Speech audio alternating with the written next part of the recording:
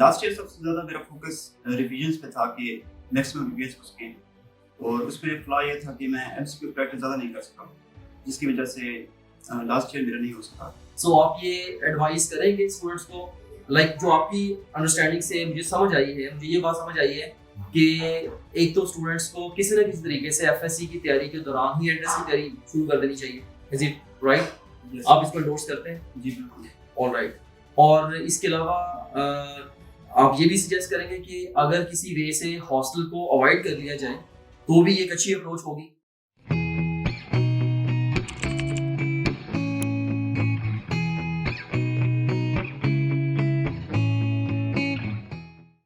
Assalamu alaikum future doctors. I'm Dr. Muazzam Manzoor, founder and chief executive officer of topgrade.bk. आज मैं आपकी मुलाकात एक इंतहाई अमेजिंग पर्सन से करवाने जा रहा हूँ। Here we have got Mr. साद शब्बीर, जिन्होंने MD कैट 2024 में 200 में से 197 नंबर लेके पूरे पाकिस्तान में थर्ड पोजीशन हासिल की है। सो हम आज इनसे डिटेल्ड बातचीत करेंगे जिससे इंशाल्लाह आपको बेतहाशा फायदा हो। अब मैं साद शब्बीर से कहूंगा कि वो अपनी अचीवमेंट्स के बारे में खुद से आपको बताएं। जी साद। अस्सलाम वालेकुम, मेरा नाम साद शब्बीर है।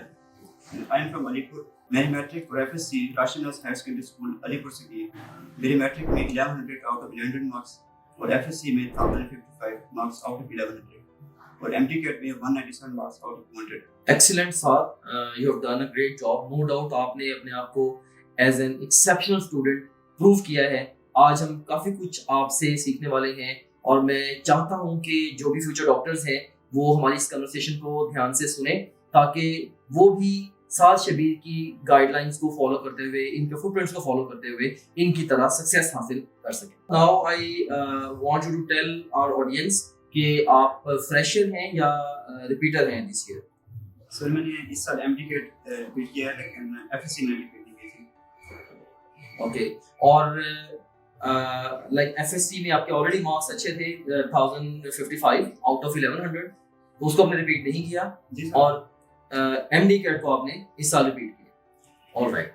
सो now I want you to tell us कि लास्ट ईयर आपने एमडी कैट की तैयारी कैसे की थी। लास्ट ईयर की खास तौर पे जर्नी आप बताएं और उसमें आपको जो मसाइल पेश आया उसके बारे में भी हमारी ऑडियंस को बताएं, ताकि उनको मैक्सिमम फायदा हो सके, और फिर हम इस साल की जर्नी के बारे में भी आपसे तफसीली बातचीत करेंगे। लास्ट ईयर सबसे ज़्यादा मेरा फोकस रिविजन्स पे था कि मैक्सिमम रिविजन्स हो सकें, और उसमें फ्लॉ ये था कि मैं एमसीक्यू प्रैक्टिस ज़्यादा नहीं कर सका, जिसकी वजह से लास्ट ईयर मेरा नहीं हो सका।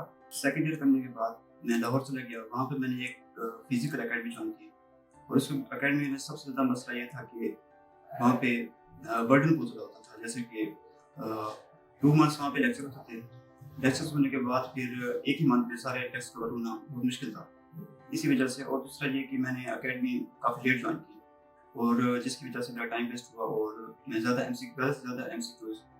लेट से ज़रा क्लियर कीजिएगा, लेट से क्या मुराद है? कि आपने सेकेंड ईयर के बाद आप कहना चाह रहे हैं कि आपने सेकेंड ईयर के बाद जाके एंट्रेंस की तैयारी शुरू की, ये कहना चाह रहे हैं, या उसके भी बाद आपने काफ़ी ज़्यादा लेट शुरू की तैयारी? जी मैंने स्टार्ट तो सेकंड ईयर के बाद ही की थी। फौरी बात कर दी था। सो यू मीन टू से कि अगर आपने ड्यूरिंग एफएससी स्टार्ट की होती किसी ना किसी तरीके से एंट्रेंस की तैयारी, तो ये ज़्यादा बेहतर होता आपके लिए। तो आपको फिर वहाँ पे और क्या मसले आए? एक तो आपने बता दिया कि ऑफ कोर्स 2 महीने में पढ़ा दिया, फिर एक ही महीने में बहुत ज़्यादा स्पीड से टेस्ट हुए तो ओवर बर्डन हो गए, जिस वजह से आप बेस्ट परफॉर्म नहीं कर पाए। तो इसके अलावा कोई और भी प्रॉब्लम्स आते थे, लाइक कोई आना जाना, ट्रैवलिंग वगैरह, इसमें टाइम वेस्टेज, कोई और भी आपको इश्यूज फेस हुए थे लास्ट ईयर? क्योंकि मैं आपको चाह रहा हूँ कि आप अच्छे से बताएं हमारी ऑडियंस को, ताकि स्टूडेंट जो like they should be able to learn from mistakes of your past year as well. Last year जो आपने गलती की उससे भी हमारे स्टूडेंट जो वो सीख पाए। सबसे बड़ा मसला ट्रैवलिंग का भी था, क्योंकि लाहौर हमारे घर से काफ़ी दूर है, इसी वजह से हमें मसला पेश आया। राइट। दूसरा ये कि फर्स्ट टाइम हॉस्टल था, ओके, तो इसी वजह से मतलब इस तरह रूटीन सेट नहीं। तो हॉस्टल में कितने बच्चे थे आप लोग रूम में? सर हॉस्टल में हम 5 लोग थे। तो सेल्फ स्टडी अच्छी हो जाती थी? नहीं, मेरा ख्याल है कि हाँ, एक रूम में कम से कम आने होना चाहिए था कि तो उसमें वही ना 5 अगर बच्चे हैं रूम में, तो मेरे ख्याल में अगर एक का पढ़ने का मूड नहीं है और 4 का मूड है तो पढ़ाई नहीं हो सकती। ऐसे ही है कि हम कह सकते हैं, क्योंकि हॉस्टल के अपने इन्स एंड आउट्स हैं। वहाँ पे हॉस्टल में खाना पीना, ये सारी चीजें भी कवर करनी पड़ेगी आपको, उसके ऊपर भी काफी सारा टाइम जाता होगा। ऑलराइट, सो आप ये एडवाइस करेंगे स्टूडेंट्स को, लाइक जो आपकी अंडरस्टैंडिंग से मुझे समझ आई है, मुझे ये बात समझ आई है कि एक तो स्टूडेंट्स को किसी ना किसी तरीके से एफएससी की तैयारी के दौरान ही एंट्रेंस की तैयारी शुरू कर देनी चाहिए। Is it right? आप इसको एंडोर्स करते हैं? जी बिल्कुल। ऑलराइट, और इसके अलावा आप ये भी सजेस्ट करेंगे कि अगर किसी वे से हॉस्टल को अवॉइड कर लिया जाए तो भी एक अच्छी अप्रोच होगी? जी बिल्कुल, मेरे हिसाब से हॉस्टल से ज़्यादा पढ़ाई घर में ठीक होती है, क्योंकि ऑलराइट, उसमें ये होता है कि आपको दूसरे लोगों से डिस्टर्बेंस भी होती है। जिस तरह कि हॉस्टल में 5 लोग अगर एक रूम में रह रहे हैं तो उनमें से ज़्यादा से ज़्यादा 2 लोग ही पढ़ रहे होंगे एक ही टाइम में। बाकी वो ये होता है कि हर बंदे का थोड़ा डिफरेंट होता है वे। कोई बंदा रात को पढ़ता है, कोई बंदा ऐसे दिन को, मतलब हर बंदे की रूटीन चेंज होती है, तो इस तरह से बंदा डिस्टर्बेंस होती है। डेफिनेटली वो, और ऊपर से वो टाइम भी बड़ा सेंसिटिव होता है आपका, 3 महीने का 2 साल का पूरा सिलेबस तैयार करना है, तो of course it's too damn hard. तो ठीक है, सो हॉस्टल को आप समझते हैं कि अवॉइड करना चाहिए और ड्यूरिंग एफएससी किसी ना किसी तरीके से तैयारी स्टार्ट कर देनी चाहिए। और इसके अलावा एकेडमी के अंदर लाइक उन्होंने चूंकि पूरे सेशन को इकट्ठा चलाना होगा, तो अगर किसी ना किसी वे में पर्सनलाइज वे में तैयारी कर पाएं कि आप 1 to 1 किसी तरह की कोई मेथड फॉलो कर पाएं, अकेले बैठ के आप तैयारी कर पाएं, मेरे ख्याल में ये कदर ज्यादा बेहतर अप्रोच होगी, आप कह सकते हैं इसको। तो उस्ताद अब मैं आपसे ये पूछना चाहूंगा कि इस साल यानी 2024 में आपने एमडी कैट की तैयारी कैसे की? स्कूल में बहुत सारे ऐसे फ्रेंड्स हैं जिन्होंने कॉर्पोरेट की पहले से ही ज्वाइन कर रखा था, तो मुझे उनसे पता चला। और दूसरा कि ये कि मैंने यूट्यूब से एक ऐड भी देखी थी कॉर्पोरेट के बारे में, जिसको फॉलो करते हुए मैं गूगल पे पहुंचा। तो गूगल पे मुझे कंटेक्ट मिला, जिसकी रहनुमाई से मैंने कॉर्पोरेट की फीस पे की और मुझे कॉर्पोरेट का एक्सेस मिला। उसके बाद मैंने मुकम्मल एमडी कैट की तैयारी कॉर्पोरेट से ही की और कोई फीस अदा करनी नहीं। ऑलराइट, यू मीन टू से कि जनवरी से लेके ऑनवर्ड्स अब थ्रू आउट जो नेक्स्ट 7-8 मंथ्स आपने जो अपनी तैयारी की मेनली वो टॉप ग्रेड ऐप से ही कवर की? जी बिल्कुल, मैं टॉप ग्रेड ऐप से ही कवर की। और कोई एकेडमी ज्वाइन नहीं की, जस्ट घर बैठ के पढ़ते रहे? तो घर बैठ के आप समझते हैं कि आपकी पूरी तैयारी मैनेज होती रही है, या आपने लास्ट ईयर तो आपने एकेडमी भी पढ़ा था, तो एकेडमी में क्या ऐसा था कुछ जो कि आपने टॉप ग्रेड ऐप में मिस किया हो कि यहाँ पे ये चीज नहीं है, या ओवरऑल आपके सारी की सारी चीजें जो आपको स्टडी के लिए चाहिए थी आपको सब कुछ मिल रहा था वहाँ पे ऐप में? जी, ऐप में ऐसा तो कुछ नहीं था जो आपको ना मिले। दूसरा ये कि इसमें काफी सारी एक्स्ट्रा चीजें भी थी जो पर्सनल गाइडेंस के लिए बहुत जरूरी होती हैं। ओके, सो इसमें अब मैं ये चाहूंगा कि अब आप हमारी ऑडियंस को ये बताएं कि आपने पर्सनली टॉप ग्रेड ऐप को कैसे इस्तेमाल किया और किस किस अप्रोच का या टॉप ग्रेड ऐप से क्या क्या आपने कवर किया और उसका आपको कैसे कैसे फायदा हुआ, ताकि उन्हीं अप्रोचेस को यूज करके हमारी ऑडियंस जो वो भी ऐप को यूज कर पाए, क्योंकि ऐप में बेताशा फीचर्स हैं। ऑफ कोर्स हर स्टूडेंट अपनी नीड के अकॉर्डिंगली उन फीचर्स को यूज करता है। सो मैं आपसे स्पेशली पूछना चाहूंगा कि आपने ऐप को कैसे यूज किया और उसमें से आपको क्या क्या चीजें हैं जिन्होंने मैक्सिमम फायदा लिया? सबसे पहले तो टॉप ग्रेड पर मैंने लेक्चर्स लिए और उन लेक्चर्स की क्वालिटी और स्टैंडर्ड बहुत ज़्यादा हाई था। इसके अलावा वहाँ पे क्विक रिवीजन के लिए लेवल स्लाइड्स मिली थी जिनको देखने के बाद क्विक रिवीजन हो जाती है। इसके अलावा प्लेबल स्लाइड्स के बारे में हमारे ऑडियंस को थोड़ा सा मजीद बता दें। बहुत सारे स्टूडेंट्स कंफ्यूज होते हैं कि प्लेबल स्लाइड्स कैसे काम करती है, उसके बारे में ऑडियंस को जरा बता दें कि ये कैसे काम करती है प्लेबल स्लाइड्स। जी, वहाँ पे अलग एक ऑप्शन था प्लेबल स्लाइड्स का, जिनको हम क्विक रिवीजन के लिए इस्तेमाल कर सकते हैं। प्लेबल स्लाइड्स दरअसल जिस तरह से लेक्चर्स के क्विक फीचर्स होते हैं उनको बताया जाता है। तो उसमें लाइक आप इसको प्लेबल से मुराद है कि आप ऑफ कोर्स जब किसी स्लाइड्स को पढ़ रहे होते थे तो आप उनको प्ले भी करते थे जिस किसी स्लाइड की जरूरत पेश आती थी? जी बिल्कुल, कि जिस स्लाइड की समझ नहीं आई उसकी वीडियो प्ले कर लेते थे। ऑलराइट, सो नाज़रीन मैं आपको ये बताना चाहूंगा कि प्लेबल स्लाइड्स हमारा एक फीचर है जिसमें हमने वही स्लाइड्स जिनके ऊपर हमने सारे लेक्चर्स रिकॉर्ड किए हैं, बच्चा पहले वो लेक्चर सुन लेता है, फिर उस स्लाइड्स की मदद से लेक्चर रैपिडली रिवाइज कर लेता है, राइट। और जहां पे जरूरत पेश आए, फर्स्ट करें कि एक लेक्चर की अगर 50 स्लाइड्स हैं, से 33 वाली जो स्लाइड है बच्चों को भूल रहा है कि यहाँ पे टीचर ने क्या बताया था, तो बच्चा स्ट्रेट अवे उसी स्लाइड की वहीं पे वीडियो प्ले करके उतने से सेगमेंट को रिपीट कर सकता है। और मेरे ख्याल में ये जो फीचर है ये मैंने टॉप ग्रेड ऐप के अलावा आज तक दुनिया की किसी ऐप में नहीं देखा। प्लेबल स्लाइड वाला जो फीचर है, this is the only app top grade app जो ये फीचर ऑफर करती है। और मुझे बड़ी खुशी हुई जान के साल शबीर से, ऑफ कोर्स हमें भी जब फीडबैक मिलता है तो हमें उससे समझ आती है कि किन चीज़ों को स्टूडेंट्स कैसे यूटिलाइज कर रहे हैं। तो मुझे जान के बड़ी खुशी हुई कि साथ शबीर ने अभी पहले मेरी से ऑफ द रिकॉर्ड बात हो रही थी, he was sharing with me कि प्लेबल स्लाइड्स को बड़ा एक्सटेंसिवली यूज किया और वहां से ये लेक्चर्स की रिवीजन्स करते थे और जहाँ पे अटकते थे, जहाँ पे कुछ समझ ना होता वो स्लाइड्स को प्ले करके देख लेते थे। सो आपको मैं एडवाइस करूंगा कि ये one of the best revision tool है in the world, I am telling you this, ठीक है। इस फीचर को जरूर यूज कीजिएगा। सो अभी हम डिस्कस कर रहे थे साद शबीर से, इन्होंने टॉप ग्रेड ऐप को कैसे कैसे यूज किया। सो एक तो उन्होंने बताया जी वहां से इन्होंने वीडियो लेक्चर्स लिए, और दूसरे नंबर पे इन्होंने बताया कि ये प्लेएबल स्लाइड्स की मदद से रिवीजन्स करते रहे। ऑलराइट, सो इसके अलावा साद आप प्लीज हमारी ऑडियंस को बताएं आप और कैसे इसको यूज करते रहे आपको। जी, उसके बाद सबसे इम्पोर्टेंट चीज़ एमटीकेट प्रिपरेशन के लिए एमसीक्यूज प्रैक्टिस ही है। उस एमसीक्यूज प्रैक्टिस के लिए टॉप ग्रेड पर 30,000 प्लस एमसीक्यूज का एक ह्यूज क्वेश्चन बैंक है। उस क्वेश्चन बैंक के चलते मैंने बहुत सारे एमसीक्यूज की प्रैक्टिस की। अंदाजन कोई बताए कि हमारी ऑडियंस को कि आपने कितने एमसीक्यूज की प्रैक्टिस की हो। जी, मैंने अल्हम्दुलिल्लाह 16,000 प्लस एमसीक्यूज एक्सीलेंट। सो इन्होंने more than 50% of our question bank जो है उसको कंज्यूम किया। So that's really amazing. So आप समझते हैं कि इस इतने ज्यादा क्वेश्चंस को प्रैक्टिस करना, लाइक लास्ट ईयर आपने कितने क्वेश्चंस की प्रैक्टिस की थी by the way? 5,000 plus. Last year 5,000 plus की थी और इस साल आपने 16,000 प्लस की सिर्फ टॉप ग्रेड ऐप से प्रैक्टिस की। सो आप समझते हैं कि इसने आपकी सक्सेस में रोल प्ले किया। 100%।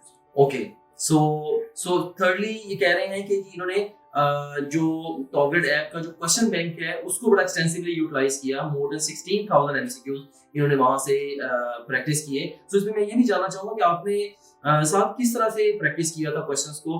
आप कस्टमाइजेबल टेस्ट से अपनी नीड के मुताबिक टेस्ट बनाते थे, या जो हमने रोड मैप्स दिए हुए हैं वहां से ही टेस्ट आप दे देते थे?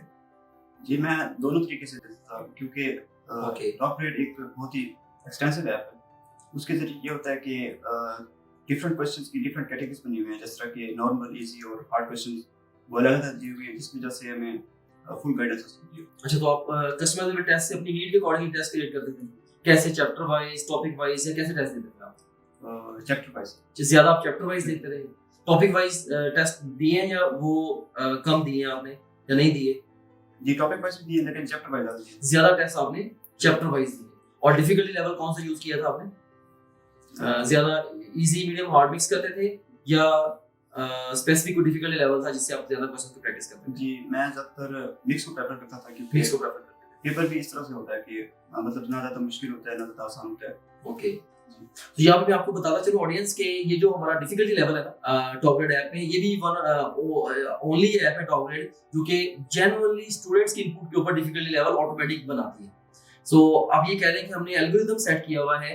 सो जो स्टूडेंट्स फर्स्ट टाइम रिस्पांस देते हैं ऐप के ऊपर किसी भी क्वेश्चन का, तो उनकी स्टैटिस्टिकल एनालिसिस करके हमारी ऐप ऑटोमेटिकली डिफरेंट क्वेश्चंस को टैग कर देती है एज इजी, मीडियम और हार्ड क्वेश्चंस, राइट। सो उसको ऑफ कोर्स जो दूसरे स्टूडेंट्स हैं वो उसको यूज कर सकते हैं। एक बात मैं और जानना चाहता हूँ, हर क्वेश्चन के साथ हमने दिया होता था कि ये क्वेश्चन इतने स्टूडेंट्स ने अटेम्प्ट किया है और इतनों का उसमें से सही हुआ है, इतनों ने इसको लाइक किया है, अब वो स्टैट्स देखते थे? जी बिल्कुल। उससे आपको कैसा फील होता था?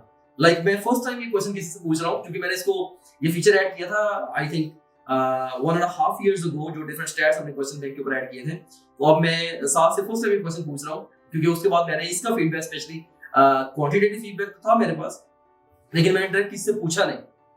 सो आप मुझे बताएं इसके बारे में आप कैसा फील करते हैं? जी, जब हम देखते हैं ना कि इतने सारे स्टूडेंट ने ये क्वेश्चन अटेम्प्ट किया, तो एक अर्थ सी फील होती है कि हमें भी ये क्वेश्चन अटेम्प्ट करना चाहिए। जो बताया होता था कि इस क्वेश्चन को इतने परसेंट स्टूडेंट्स ने सही किया है, उसके साथ कैसे आप कोरिलेट करते थे? जी बिल्कुल, उस तरह से ये होता था कि हमें कंपटीशन की एयर महसूस होती थी। ओके, कि इतने सारे स्टूडेंट्स आई मीन ये सही कर सकते हैं, तो हमें भी ये फील होता था कि हम ये कर सकते हैं।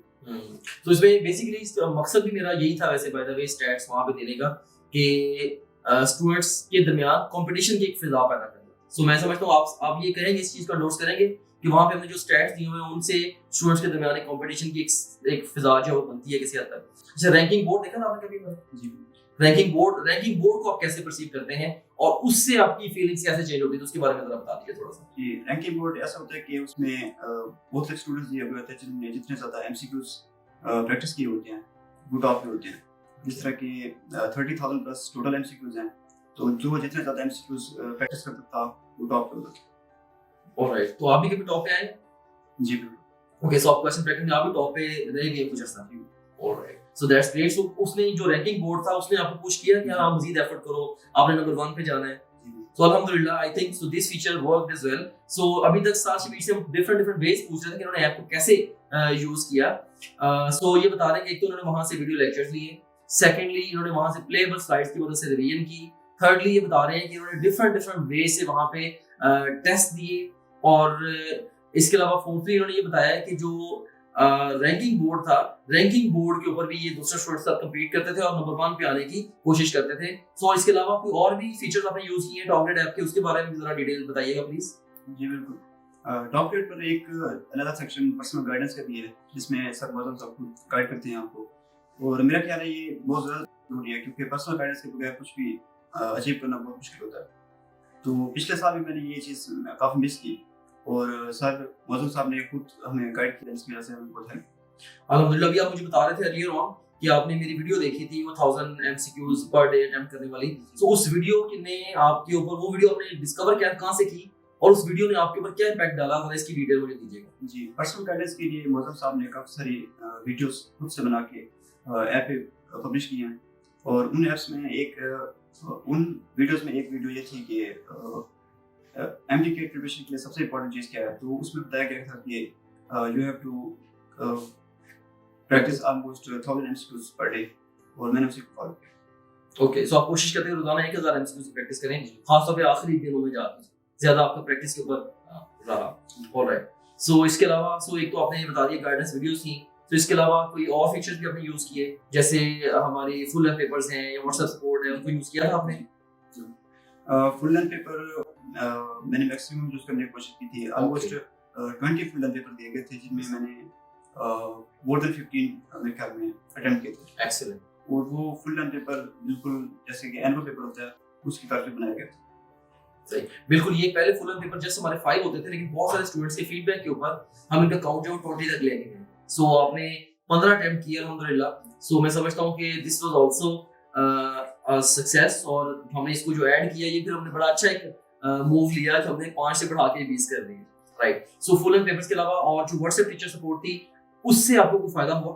जी बिल्कुल। व्हाट्सएप टीचर सपोर्ट में जो पर्सन होते थे, वो जिस तरह से होता है ना कि ट्यूटर ऑन हेड के तौर पर काम करते थे, मतलब प्रोग्रेस के तौर पे भी वो चेक करते रहते कि आपका यूजेज कैसा है, आप किस स्पॉट पे हैं, इस तरह से। तो आपको कॉल आती थी, हमारे ऑफिस से कॉल भी आती थी जी कि आप पढ़ नहीं रहे हैं, कम पढ़ रहे हैं, ये करें, आगे बढ़े। सो ये like we as Topgrade really care a lot about our students. So वहाँ पे बैठ के ऑनलाइन हम स्टूडेंट्स तक हम खुद कनेक्ट होते हैं। हमारे स्पेशल लोग हैं जो कि स्टूडेंट्स के डैशबोर्ड्स को देख के, वहाँ पे ऐप के अंदर उनकी प्रोग्रेस को देख के स्टूडेंट्स को चेस करते हैं कि भाई यहाँ पे आप वीक जा रहे हो, इस सब्जेक्ट पे फोकस करो, इस चैप्टर पे फोकस करो, इस टॉपिक पे फोकस करो। सो अल्हम्दुलिल्लाह लाइक फर्स्ट टाइम मैं ये क्वालिटेटिव फीडबैक किसी से ले रहा हूँ, और अगेन मुझे आपसे सुन के बड़ी खुशी हो रही है कि जो हमारी जो सपोर्ट है उससे भी आपको काफी सारा हेल्प किया। अच्छा, जो डाउट्स की डिस्कशन होती थी व्हाट्सएप के ऊपर, उसके बारे में जरा बताएं हमारी ऑडियंस को कि वहां पे आप डाउट्स पूछते थे वैसे?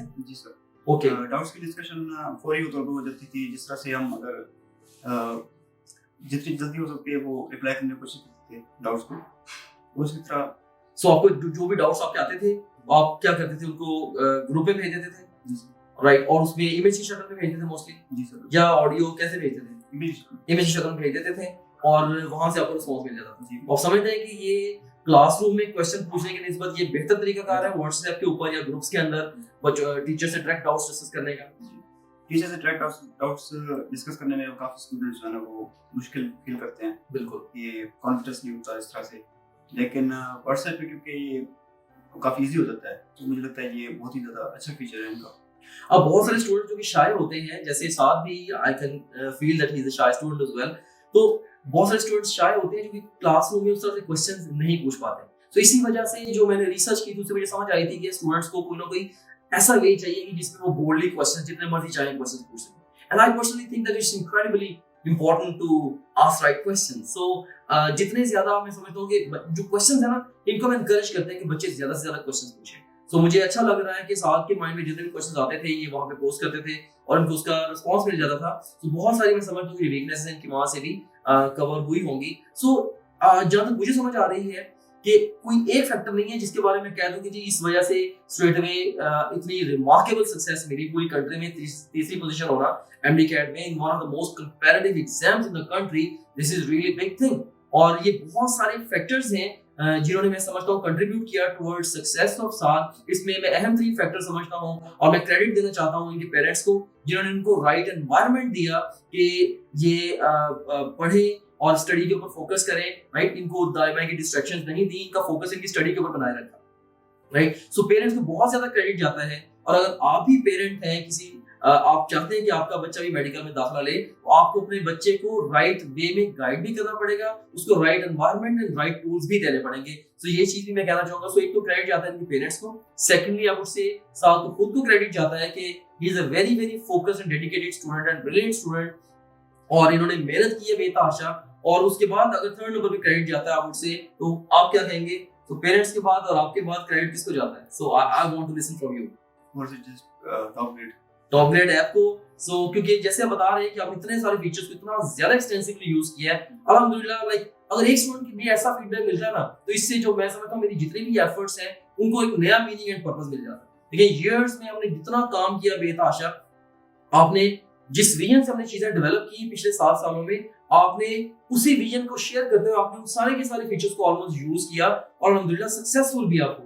So, Saad, I would like to congratulate you on this remarkable achievement and I wish you luck for all the future endeavors. Allah करे आप अपनी लाइफ में बहुत आगे बढ़े and may you shine like a star in the galaxy of name and fame. We will always be there for you. अच्छा ऐसा है कि like जो students even top grade से पढ़ के एंट्रेंस एग्जाम में सक्सेसफुल हो भी जाते हैं, उसके बाद भी हम उनसे कनेक्टेड रहते हैं, राइट। सो अगर कभी भी आपको रहनुमाई चाहिए, like you need any help from our side, still you can contact us. इसके अलावा हमने आपको अपने एमबीबीएस कोर्स का जो एक्सेस कार्ड वो भी दिया है, आप वहां से क्वेश्चंस की प्रैक्टिस करें, उससे इंशाल्लाह आपको बहुत सारी मदद मिलेगी। वहां पे किंग एडवर्ड में हमारी टॉप ग्रेडर्स की जो कम्युनिटी है, उनके साथ भी हम कोशिश करेंगे आपको कनेक्ट करने की, आप जाएं वहां पे उनसे बातचीत करें। सो वो भी आपको एज सीनियर्स आपको हेल्प आउट करेंगे। So we are trying to build a strong student community और हम चाहते हैं कि मैं समझता हूँ कि हमारी कंट्री के साथ one of the best thing जो की जा सकती है कि यहाँ पे हम जो लोगों को एजुकेट करें, राइट। सो टॉप ग्रेड ये जस्ट अनदर इंस्टीट्यूशन नहीं है, top grade is a great cause. ये बहुत बड़ा मकसद है, हमारा बहुत बड़ा मिशन है और इस पे सैकड़ों लोगों ने बेतहाशा एफर्ट पुट की है। और जब हम देखते हैं साद शबीर जैसी सक्सेस को, और तो मेरा दिल कम से कम मान से भर जाता है, लाइक मेरा दिल बड़ा हो जाता है। आई वुड से मैं बड़ा एनकरेज फील करता हूँ और बड़ा और ज्यादा पैशनेट और मोटिवेटेड फील करता हूँ। मेरा दिल करता है कि अपने काम के अंदर मैं और ज्यादा एफर्ट लगाऊं। सो ये थी जी जर्नी साद शबीर की। इसके अलावा just to conclude this session, मैं साद शबीर को कहूंगा कि कोई मैसेज अगर आप देना चाहें अपने फेलो स्टूडेंट्स को या जूनियर स्टूडेंट्स को, खास तौर पे जो मेडिकल में दाखिला लेना चाहते हैं, तो लाइक एनी ओपन मैसेज किसी भी कैपेसिटी में स्टडी को लेके, anything which you want to share with our audience, so please. देखिए एमटीकेट की प्रिपरेशन 3 महीने में कभी भी नहीं हो सकती, it is near to impossible. तो सबसे बेहतर तो ये है कि एमटीकेट की प्रिपरेशन फर्स्ट ईयर से ही शुरू कर दी जाए। जैसे ही आप कॉलेज में एंटर हो, एमटीकेट की प्रिपरेशन स्टार्ट कर दें। तो अगर ये नहीं हो सकता तो सेकंड ईयर से एमटीकेट की प्रिपरेशन स्टार्ट करनी चाहिए। तो तीसरा वे तो ये है कि सेकंड ईयर होने के बाद तो करनी ही करनी है, लेकिन सबसे ज़्यादा इंपॉर्टेंट ये है कि जितना ज़्यादा टाइम दे सकते हैं एमटीकेट टाइम देना चाहिए, क्योंकि ये one of the toughest and one of the most competent exam है और इसको 3 महीने में मेरे ख्याल के तैयार किया जा सकता है। ये बड़ी आई वुड से ये बहुत ही वैल्यूएबल एडवाइस दी है साद ने आपको कि best time to join the entry test preparation is your first year of your college. जैसे ही आपका कॉलेज में दाखिला हो, मैं ये कहूंगा आपके पास टॉप ग्रेड ऐप उसी दिन से होनी चाहिए, राइट। और सेकंड बेस्ट टाइम जैसे आप सेकंड ईयर में हो, और जो worst time to join top grade app है वो है सेकंड ईयर के एग्जाम्स के बाद, क्योंकि अब आपके पास टाइम इतना कम है आप पूरा फायदा उठा नहीं सकेंगे हमारी ऐप से। इवन अगर आप फिजिकल एकेडमी में जाएंगे तो और भी ज्यादा आपका नुकसान होगा। सो ये टॉप ग्रेड ऐप ना सिर्फ आपकी तैयारी करवाती है, बल्कि एक बहुत बड़ा मसला हमने हल कर दिया है कि स्टूडेंट्स एफएससी के साथ साथ एंट्री टेस्ट की तैयारी कर सकते हैं बड़ी आसानी के साथ। सिंपली जब आप फर्स्ट ईयर में हो या सेकंड ईयर में हो, आपने अपना 90% फोकस एफएससी पे ही रखना है।